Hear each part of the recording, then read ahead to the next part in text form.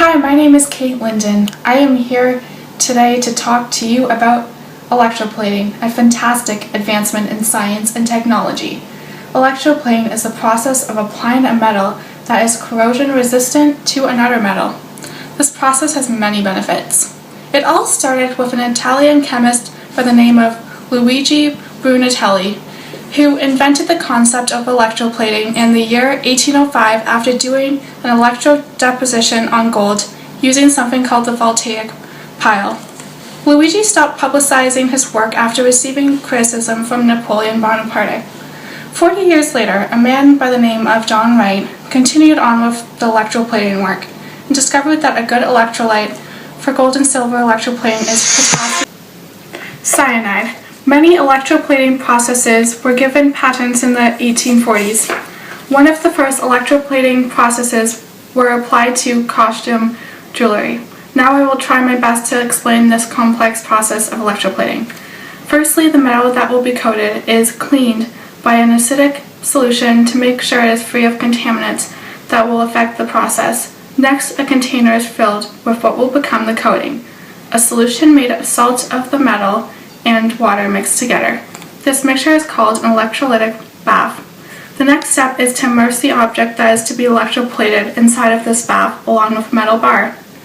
This metal bar must either be formed from one of the metals that will be coated or the coating, or another metal that will not influence the electroplating process in any way. This entire setup is called an electrolytic cell.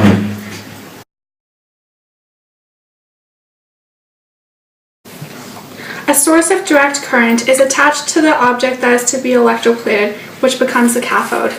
The metal bar that is also still in the solution is attached to the positive end of the current source, where it will become the anode, the exit for the negative charge during the process. Electroplating is done using electrolysis. Electrolysis begins after the current source is turned on, when the metal bath gives up its content to the cathode surface. Next, the coating will form what is called an alloy with the cathode metal and even continues adhering to it after the cathode leaves the electrolytic bath.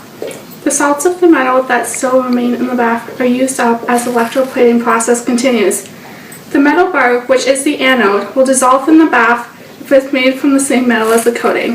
If it's made from another type of metal, then salts of the coating metal will be added to the bath to help the metal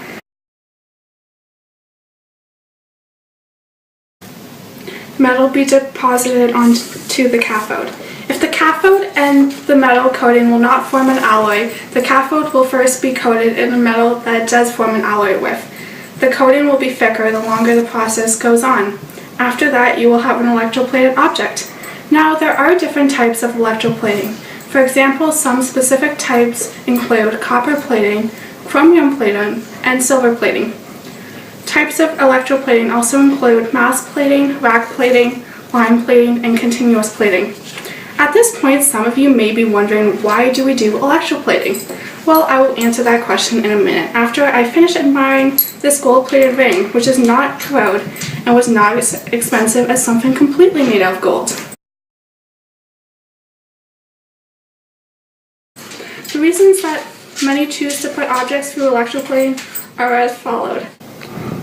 One of the reasons is for lower cost. The process of electroplating allows people to use less expensive metals as the base of an object and then just coat it with a more expensive metal.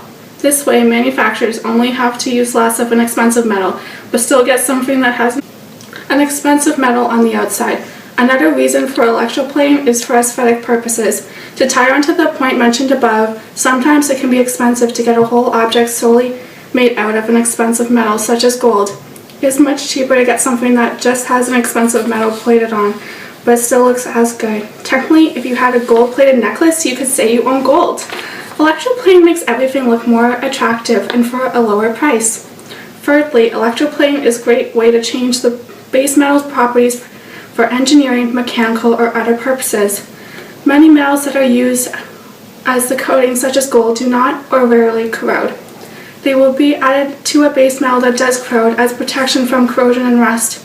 Some other property changes electroplating can sometimes change is the reduction of friction, the ability to conduct electricity, to absorb excess hydrogen, to resist heat, be magnetic, increase the metal's hardness, absorb light and energy, promote adhesion, increase thickness, and prevent tarnishing.